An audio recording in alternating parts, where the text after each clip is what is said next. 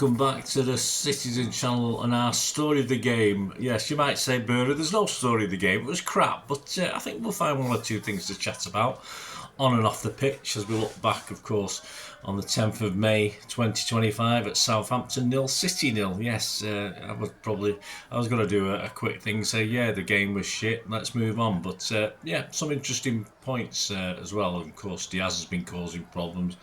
A lot of criticism of Pep. All these wonderful managers, me amongst them. But I think we've got some reasons to look at that and think that as well, because I think Pep's, again, admitted, which he tends to do sometimes, that he did make mistakes. But there you go. Anyway, my prediction for this one was 3-0. Not great. Andy's prediction, Andy Morrison's, was 4-1. Also not so good. My headlines for this was Saints and Sinner. Yeah, I'll let you decide who the sinner was. And it wasn't that shit referee, that's for sure. So, yeah, stay tuned, guys. Press those buttons. Be great to have you on board. Pep's 11, 5 changes to the Wolves game. I did think there'd be 1 or 2. I didn't think Pep would go a full 5, especially when you've got 1 game a week. And, yeah, there's no need to. Simple as that. Certainly no one needs a rest. I thought it's just a poor decision from Pep. I think he's admitted at least a couple of those changes were wrong. So we're getting there, aren't we? So the City 11, Ederson, Lewis, Akanji, Diaz, Gvardiol, Kovacic, De Bruyne, Bernardo, McAtee, Foden and Haaland. Subs, Ortega, Marmoush, Grealish, Doku, Nico, Gundo, Savi, Nunes, O'Reilly. My thoughts on that lineup, as and when, this isn't hindsight, I was there at the game, I was thinking about it, I was doing, taking little photos and doing my stuff for my preparation. I had a couple of beers in the sun down at St Mary's. And I just thought initially that Pep wanted certain players to start this to liven them up for the FA Cup next week. I think he's got a plan in his mind of how he's going to play against Forest, and he went after Forest Palace, and I think he wanted certain players to play in this game, and I think he had one eye on it. Now, you know, the old adage, you should take one game at a time. Of course, when you want Champions League qualification, it has to be the priority as far as the club is concerned over an FA Cup win, because it's important financially for the club. Surely that is the most important game. He shouldn't really be thinking too much about what's going to happen. If he wants to do tactics and mess around for Palace, he's got a week of training to do that. So, but I think he did that. I think he prepared a little bit with a competitive game and did things that perhaps he shouldn't have done. He should have started with me more or less the same 11 that played against Wolves. I think I put a couple of changes into my team, but five is far too much. And why not reward the guys who perform reasonably well? As I said, none of them are shattered, none of them are knackered. What confidence would that give those guys as well going into this week before the cup final if he'd stuck with most of them? And Pep didn't do that, so totally confused as to why he made so many changes. I mean, he obviously planned to play Akanji and Haaland in the final, or have them available and thinking about playing them. But why not just bring them on for 30 minutes? Why not just bring them on in the second half? If we've sort of got on top of the game, we might have scored an early goal. Who knows? It's hindsight. We don't know, do we? Can't go back in time. But why not play him? If you plan on playing him at Wembley, just give him 30 minutes, 40 minutes. At Southampton to sort of get your act together. He doesn't want him. He doesn't want McAtee at City. He wants him out. He's not the player that Pep wants. Hard working, gets in the spot for goals, etc. But why the hell starting? Because he doesn't want him. So why do it? I can't understand why he would start him in an important game like this. And surely against what we know would be a negative say. It's not going to suddenly be all firing and go toe-to-toe with us, are they, the Saints? So why not play, why all of a sudden is Nunes dropped when we could use his sort of pace into the middle as well? Because we wouldn't have needed 4 men at the back against Southampton, let's be honest about it. And we could use Nunes' pace to get back if need be. Just don't understand that. And unless Foden was pulling up trees in training, it's hard to understand why he started as well. Because for the life of me, I can't think he's going to start him at Wembley, is he? He's going to start him at Wembley? And of course, his lack of match form tells us that there's no point in starting him. He's just not been doing it. And of course, for me, Lewis, McAtee, Foden and Haaland And the 4 names on that team sheet that I certainly wouldn't have started by. There you go. That's my little whinge about Pep. And as I say, he's the manager. He knows what he's doing.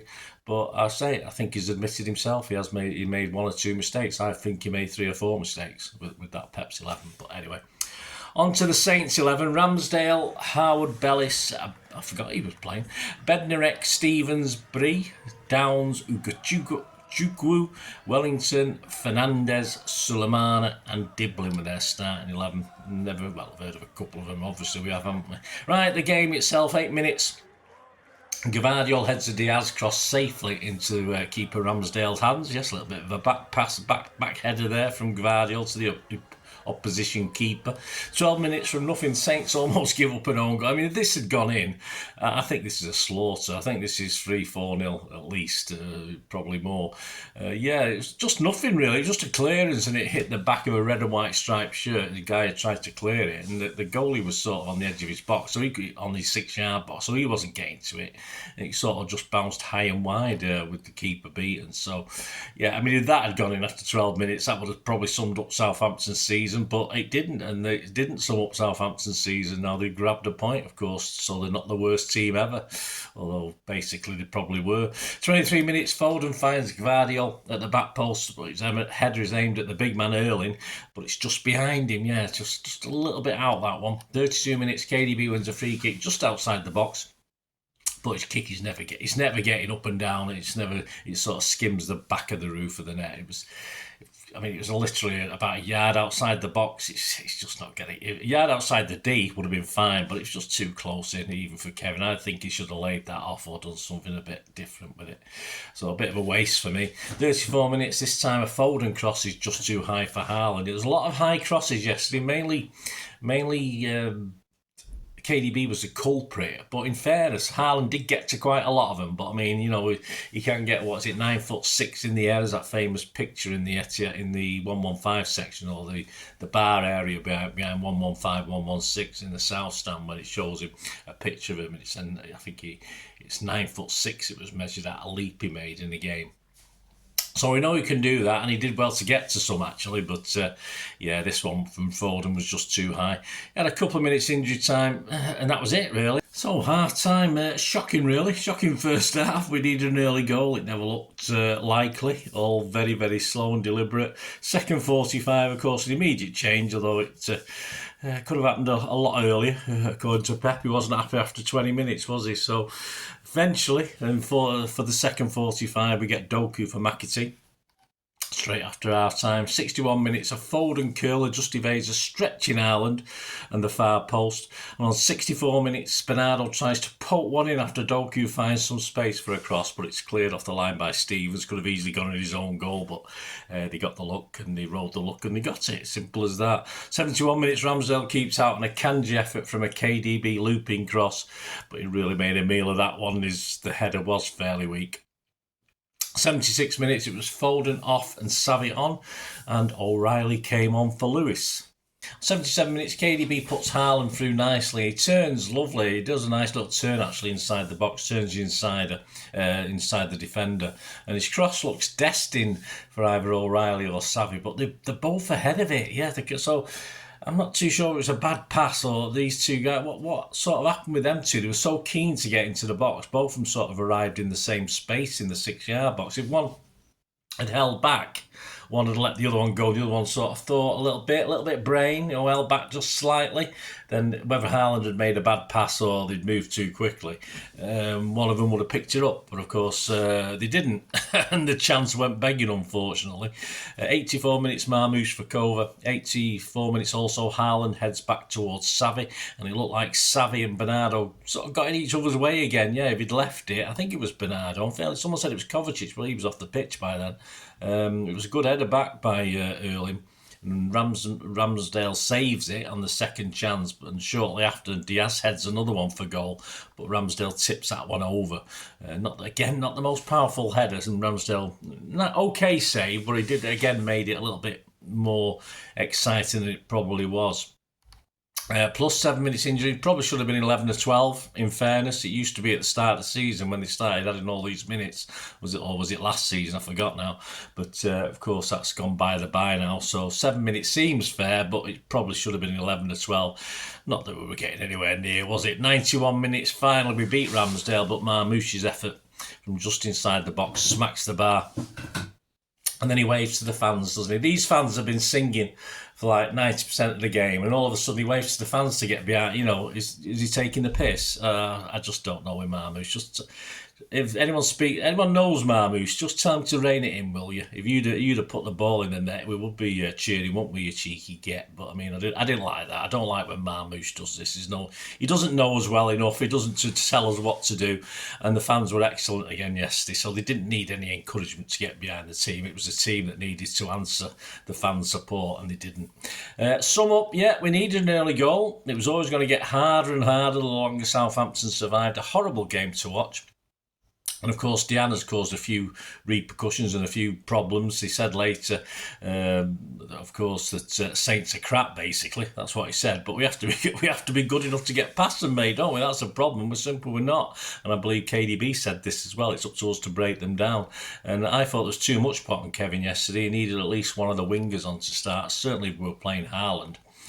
So it still leaves us probably 2 more wins to qualify for the Champions League, unless others do us a favour, but more pressure that we didn't really need at this stage. We could have got an extra 2 points today and be sitting pretty, actually.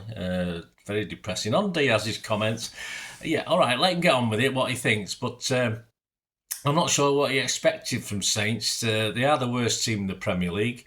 They're actually a championship team in all but name, because that's what they are. They've been relegated.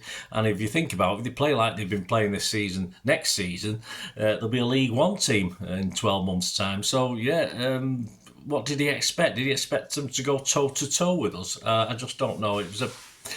Whoever sent him out to have a chat wasn't the best idea. At least he was angry, but he needs to channel that anger a little bit better. He just looked like a bit of a mad ass. So it has put doubts in my mind whether he will play in the FA Cup final now, but we'll see. We'll talk about that in the Pepsi 11 that'll be coming up in a few days.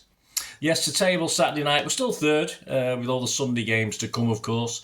Played 36, 65 points. And you got 3 teams on 63 points. Newcastle 63, Chelsea 63 and Villa 63. And Newcastle and Chelsea have only played 35. So obviously they've got an option of going above us if they win the games in hand. And of course there's a little matter of teams playing themselves. Villa are 6, but they play the same games as us, but they're 2 points behind. And Forest, of course, have played 1 game less now, but are 4 points behind. So the worst we could be at the end of Sunday, I think, is 4th. So it's not a disaster, but say we get a weekend off next week because we're playing the FA Cup final. The other teams can dump us back into 6th or 7th if it all goes the worst case scenario for us. So we'll have to see. Some stats: City and Southampton. Southampton 2 shots, none on target. City 26 shots, 5 on target. We had 72% possession. Passes 258 for them, 641 for us. Pass accuracy was okay, not quite as high as I like to see it. 89%, I like it 90-91, but I'm greedy. 75% for Southampton, which is not bad for them considering. Fouls, 9 from them, 8 from us. 2 offsides for them, 1 for us. We had 15 corners, which KDB took most of them, and they're pretty much crap. And 1 for them. 2 yellows for them, none for us. Some Sunday headlines in the Mail inside. Jack Gorn said, official, Southampton are not the worst team. They're not, but they're good enough to draw with us. Express inside, Neil McClellan, fallen idiots. Sorry, fallen idiots. Yeah, well, they are idiots. Yeah, fallen idols, frustrated. Simon Mullock, Ruben rages over Saints time wasting. The Mirror and Star Screwfix football pullout. Yes, great sponsor. Neil McClellan, Saints have block party. I quite like that one actually. Our local paper, the Manchester Evening News back page, all at sea. Inside, Simon Bukowski, things are not as easy as they used to be as City huff and puff against basement side. Yeah, but it's a bit of a long title, mate, but not very to the point and succinct. Joe Bray, Diaz slam Saints as a side that don't try, but Boss disagrees. Yeah, Boss disagrees, KDB disagrees as well, but there you go, that's to be expected. Man of the matches for me, I just about gave it Kovacic. Could have done a bit better, could have had a shot a couple of times. He had a little space to get one off, but he didn't. But I'm not going to blame him for that. So I thought he just edged it for me. As far as the papers are concerned, Simon Bukowski marked both Diaz and Gvardiol 7 out of 10. The Mirror and the Star, Neil McClellan, gave it to KDB with a 7. Interesting. Jack Gorn from the Mail gave Diaz, Akanji and Kovacic all 7s. The website Sofascore, KDB 8.7. I don't know where they get their ratings from, but they're always high anyway on Sofascore. But 8.7? Yeah, okay. One Football gave it to Doku, 6.5 out of 10. He only played half a game. The goal.com gave half the team 6s, basically. Headers, Gvardiol, Akanji, Diaz and Kovacic. Well, 5 of the team anyway. All got 6 out of 10. So there you go. There's all the man of the matches. Let us know your man of the match. Let us know your thoughts, guys, about Pep, about Ruben. Just leave it in the comments. It'd be great to hear your views.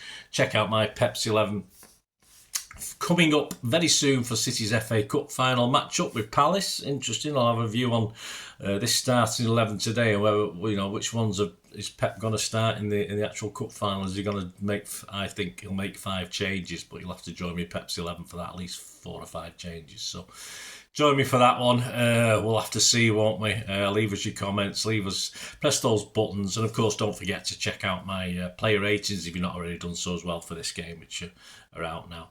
And thanks for your support, guys. I don't do live stuff or anything like that, so if you want to get the benefit of a membership, which I'll talk about in a minute, just a quick 60 seconds chatting about things. Of course, I've very recently done a Kyle Walker tribute, or a thank you to Kyle Walker. That's available now to members, just 99p a month. And I've done part 1 of what looks as though it'll be a 4 or 5 part Kevin De Bruyne special as well. So you can actually check out part 1 of that. So lots of things, guys. You want to help me out, support the channel, it'd be wonderfully accepted. And all I ever ask, if you need ways of finding out how to do that, just keep watching and listening. I hope you enjoyed the feature, and if you can support me through the subscription, if you can subscribe, guys, that'd be wonderful if you've not already done so. We do actually have memberships at the moment, just 99p a month, so you get access to all my City stuff, including all the history vlogs, dozens and dozens not been published yet that you get immediate access to, and every time I do a edit and do a vlog, you get immediate access to it as well. So you can have a copy of scripts as well if you want any hard copy of the sort of things I do on matches and teams and managers and players, etc, etc. So if you can join the membership, that'd be wonderful. We do fine. And if you want to support the channel just by watching the ads, that helps. Watch the ads, let them play through while you just have to check your phone or something, let it play out. And of course, if you follow any of the links, that always works as well. You follow a link to one of the ads and you fancy something. I've done it myself. I've followed a link and actually purchased something from another organisation. But it can happen. It can happen. Not all ads are stuff you're not interested in. And of course, if you can give us a like, guys, that would be absolutely fantastic. All likes are much appreciated. Anyway, thanks for watching. Until the next time, of course, I only ever ask one thing, don't I? Please, I ask you all to stay safe, especially you Blues. Until the next time, come on, City. Bye for now.